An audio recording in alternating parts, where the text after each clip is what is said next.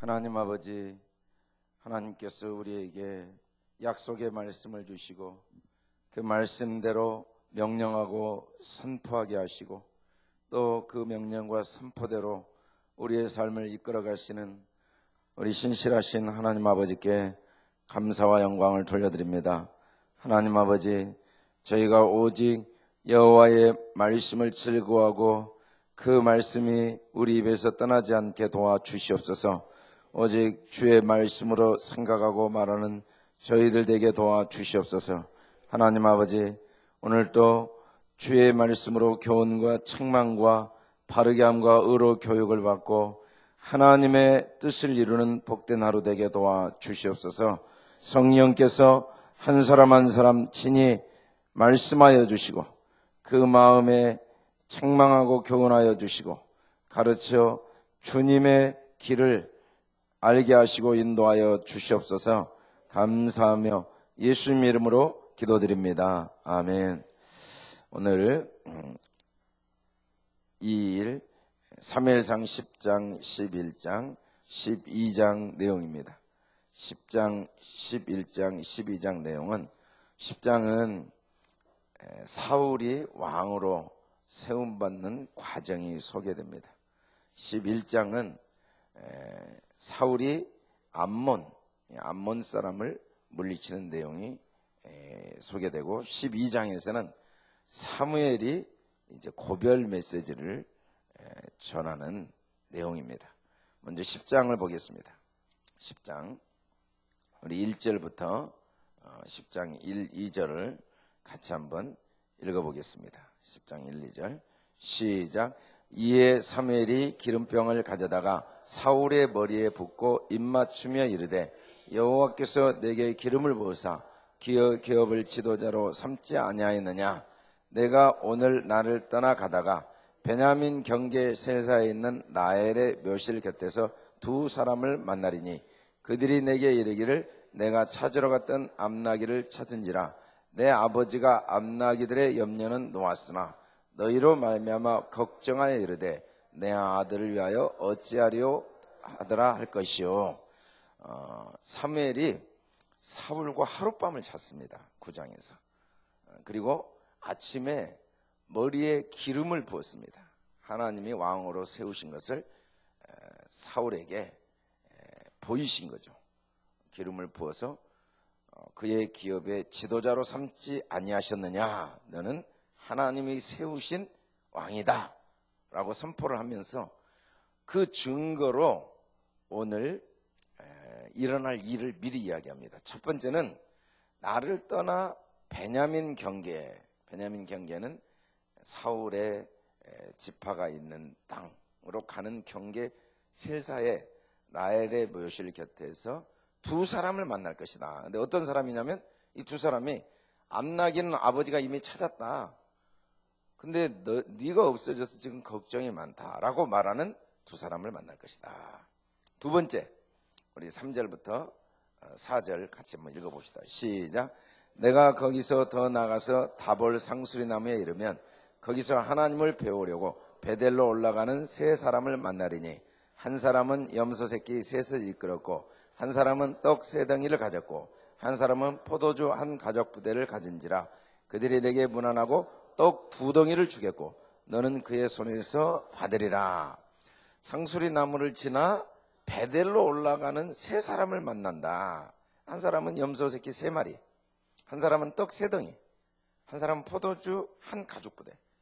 그런 세 사람을 만나는데 이들이 문안하더니 떡 두 덩이를 주고 너는 받을 것이다. 이 두 번째, 세 번째 5절부터 계속 읽어봅시다. 시작. 그 후에 내가 하나님의 산에 이르리니 그곳에는 블레셋 사람들의 영문이 있느니라. 내가 그리로 가서 그 성읍으로 들어갈 때 선지자의 무리가 산당에서부터 비파와 소고와 저와 수금을 앞세우고 애언하여 내려오는 것을 만날 것이요. 내게는 여호와 영이 크게 임하리니 너도 그들과 함께 애언을 하고 변하여 새 사람이 되리라. 세 번째는 이제 블레셋 사람들의 영문이 있는 곳, 그 성읍 안으로 들어갈 때 선지자 무리가 산당에서 비파 쏘고 저 수금을 앞세우고 애언을 하다가 사울을 만날 때 여호와의 영이 크게 임해서 너도 애언하고 새 사람이 되리라. 그리고 마지막 우리 7절을 같이 7절 8절을 크게 읽어보겠습니다. 마지막 시작. 이 징조가 내게 임하거든 너는 기회를 따라 행하라. 하나님이 너와 함께 하시느니라. 너는 나보다 앞서 길갈로 내려가라. 내가 내게로 내려가서 번제와 화목제를 드리니 내가 내게 가서 내가 행할 것을 가르칠 때까지 7일 동안 기다리라. 아멘. 세 가지 징조가 나타날 거다. 그래서 하나님은 사울이 내가 너를 왕으로 세웠다는 걸 확실하게 기억하도록, 절대로 부인하지 못하도록. 왜냐하면 막상 왕을 하다 보면 두 가지 문제가 생깁니다. 일이 뜻대로 안 되면 이거 하나님이 나를 진짜 세우신 거야, 이거 일이 안 되는 거 보니까 이거 일이 안 되는 거 아니야, 걱정하게 됩니다. 그런데 하나님이 세우셨으니까 일이 안 돼도 괜찮죠. 하나님의 뜻이 있으니까. 일이 잘 돼도 괜찮지만 안 돼도 좋습니다. 하나님이 세우셨으니까. 하나님이 책임지시죠. 내가 책임지는 게 아니니까. 그런데 하나님이 세우셨다는 확신이 없으면 걱정하게 되죠. 두 번째는 일이 잘 되면 착각하기 쉽습니다. 내가 이 나라를 지키고 있는 거 아니야? 내가 이 나라를 다스리고 있는 거 아니야? 내가 열심히 해서 일이 잘 되는 거 아니야? 내가 한 거지라고 착각하기가 쉽습니다. 그래서 낙심하거나 교만해지기가 쉬우니까 하나님이 사울에게 그런 일이 없도록, 너를 하나님이 왕으로 세우셨다는 걸 본인도 절대로 잊어버리지 않도록 영원히 기억하도록 세 가지 징조를 줬는데, 이건 한 가지면 우연이라고 할 수 있습니다. 한 가지면. 두 가지여도 뭐 그럴 수 있다고 생각할 수 있어요. 근데 세 가지인데 이 세 가지가 전부 다 처음에는 두 사람 만납니다. 딱 두 사람 만나요. 세 번째는 딱 세 사람 만나요. 근데 그 세 사람도 염소, 떡, 포도주 다 각자 뭘 가지고 있는지 구체적으로 이야기하고, 세 번째는 여러 사람을 만나요. 그런데 악기들도 구체적으로 이야기를 하고, 그래서 이것은 절대로 우연이 될 수가 없고 하나님이 확실히 하셨다는 걸 정확하게 보여줬습니다. 그리고 마지막 네 번째, 이런 일이 다 일어나도 그렇다고 해서 뭔가를 하려고 하지 말고 기다리라. 일주일간, 7일간 길갈로 가서 기다리라. 내가 번제와 화목제를 드리고 그 다음에 너에게 행할 일을 가르쳐 줄 것이다. 하나님이 아무리 우리에게 확신을 주시고 하나님의 음성을 들려주셨다고 해도 기다려야 됩니다. 기다려야 때가 있어요. 때. 밥이 다 됐어도 기다려야 됩니다. 뜸이 들 때까지. 그러지 않으면 밥이 설리게 되죠. 다 때가 있는 거예요. 딱 그 차기까지 기다려야 되죠. 이 네 가지를 명했는데 정말 그 모든 일이 다 일어났습니다. 다 일어났어요. 그래서 이제 사울이 이 모든 일이 다 일어난 걸 경험하게 되고, 그리고 드디어 왕으로 뽑히게 되죠. 그런데 16절, 우리 16절을 같이 한번 읽어봅시다. 16절 시작. 사울이 그의 숙부에게 말하되 그가 암나기를 찾았다고 우리에게 분명히 말하더이다 하고 사무엘이 말하던 나라의 일은 말하지 아니하니라. 이 사무엘이 자기에게 했던 모든 일들을 이야기를 안 했어요. 아직.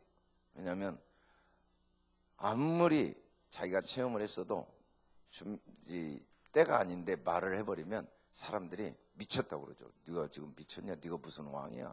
뭐 헛소리라고 그래. 뭐 그렇게 오해를 하고 무시를 당합니다. 무시. 하나님의 일이 비난받고 무시당하고 그러죠. 그래서 때가 있어요. 말해야 될 때가 있어요. 말해야 될 때.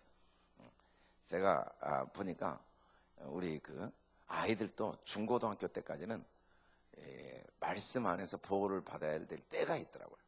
어릴 때 이렇게 막 말씀을 사람들한테 이야기하면 다 무시해요. 무시. 그러면 무시하면 사울도 상처를 받고 또 하나님도 비난을 받고 그 사람도 죄를 짓게 되죠. 그래서 사울이 말을 안 하는 건 참 지혜로운 거죠. 그래서 이제 백성들이 다 모였습니다.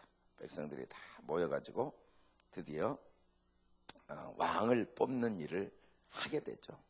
왕을 뽑는 일을 하게 되는데 어떻게 왕을 뽑을 것인가?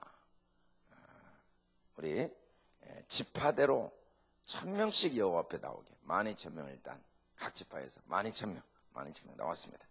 자, 20절 같이 20절부터 우리 22절까지 크게 같이 한번 읽어보겠습니다.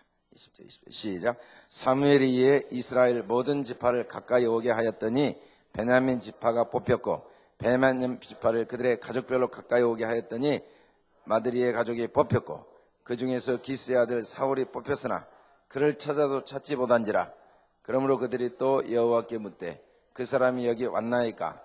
여호와께서 대답하시되 그가 진보다리들 사이에 숨었느니라 하셨더라.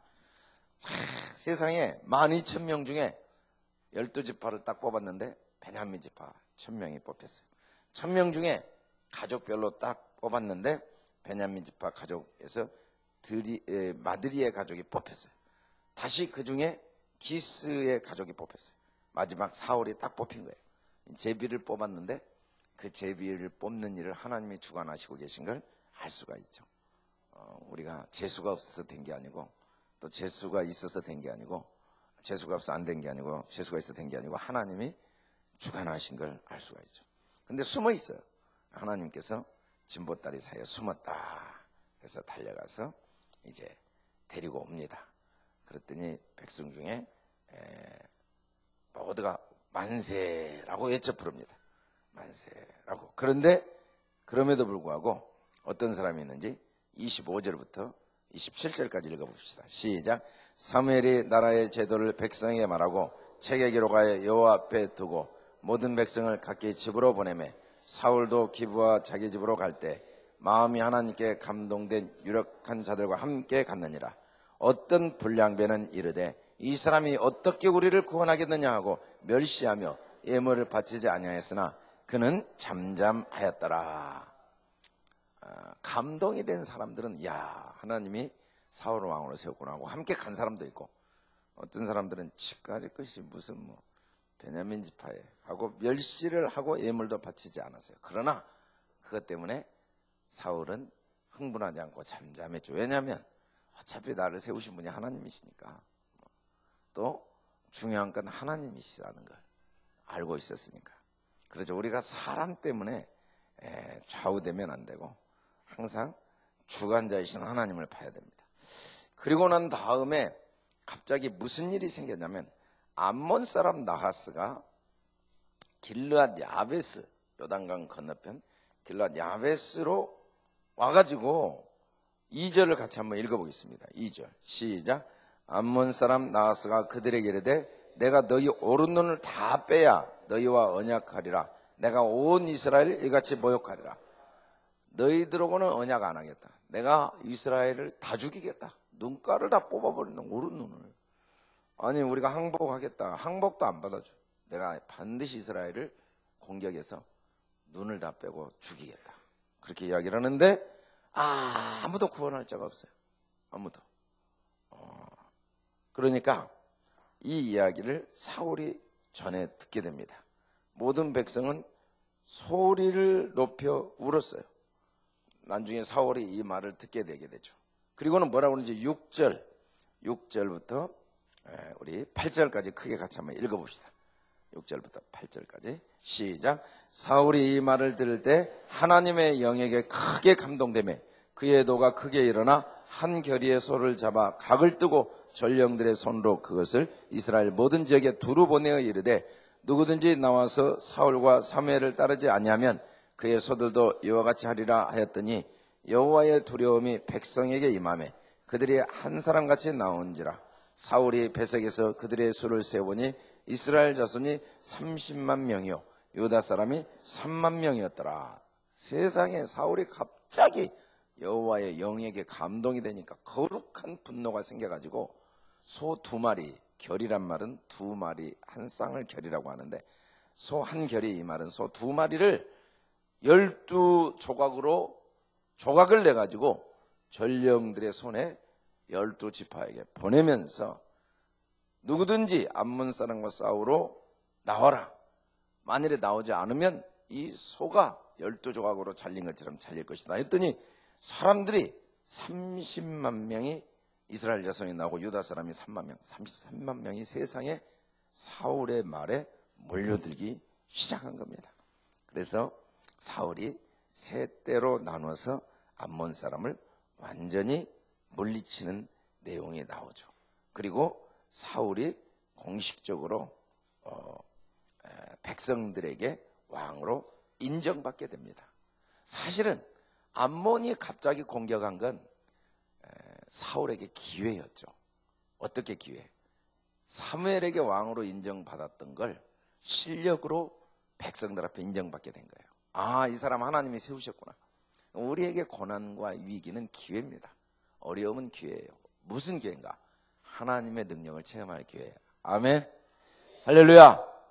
할렐루야. 그래서 우리가 좋은 건 좋지만 안 좋은 건 더 좋은 거예요. 안 좋은 건 하나님의 능력을 경험할 기회예요. 진짜 살아계신 하나님을 체험할 기회. 그때 불평하면 안 돼요. 그때 낙심하면 안 돼요. 그때 오히려 하나님만 의지하고 하나님의 영광을 체험할 기회가 되죠. 12장에는 사무엘의 마지막 말이 나옵니다. 고별 메시지가 나오는데, 첫째는 사무엘이 어떻게 살았는가. 3절부터 우리 3절부터 5절까지 같이 한번 크게 읽어보겠습니다. 3절 시작. 내가 여기 있나니 여호와 앞과 그의 기름 부음을 받은 자 앞에서 내게 대하여 증언하라. 내가 누구의 소를 빼앗았느냐, 누구의 나귀를 빼앗았느냐, 누구를 속였느냐, 누구를 압제하였느냐, 내 눈을 흐리게 하는 뇌물을 누구의 손에서 받았느냐. 그리하였으면 내가 그것을 너희에게 갚으리라 하니, 그들이 이르되 당신이 우리를 속이지 아니하였고 압제하지 아니하였고 누구 손에서든지 아무것도 빼앗은 것이 없나이다 하니라. 사무엘의 백성이 이르되 너희가 내 손에서 아무것도 찾아낸 것이 없음을 여호와께서 너희에게 내어 증언하시며 그의 기름 부음을 받은 자도 오늘 증언하니라니, 그들이 이르되 그가 증언하시나이다 하니라. 사무엘이 어떻게 사사로서 사역을 했는지, 백성들과 하나님 앞에 얼마나 거룩한 생활을 하고 구별된 생활을 하고 성결한 생활을 하고 또 조금도 자기 유익을 구하지 않았는지를 고백합니다. 증언합니다. 그리고 난 다음에 이 모든 것이 하나님이 행하신 일이고 하나님의 은혜임을 역사적 사건을 통해서 쭉 이야기합니다. 먼저 조상들 애굽 땅에서 어떻게 인도하셨는가, 이걸 기억하라고 합니다. 애굽 땅에서 너희 조상에게 행하신 공의로운 일, 하나님이 얼마나 공의로우신 하나님이신가.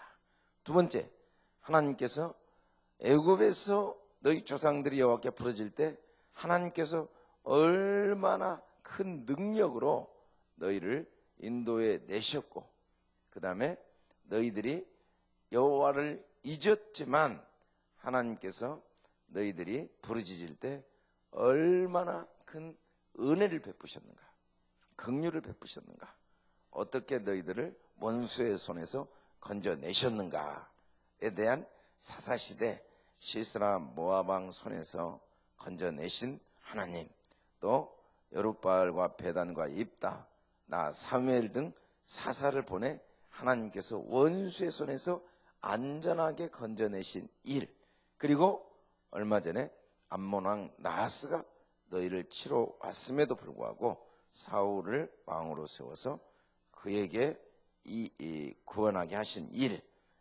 이제 이 모든 일들을 하나님이 어떻게 행하셨는가를 기억하라고 합니다. 그러면서 14절, 우리 14절부터 우리 18절까지 쭉 같이 읽어보겠습니다. 14절 크게 같이 한번 읽어보겠습니다. 우리 따라서 나는 말씀을 보기만 해도 신바람이 납니다.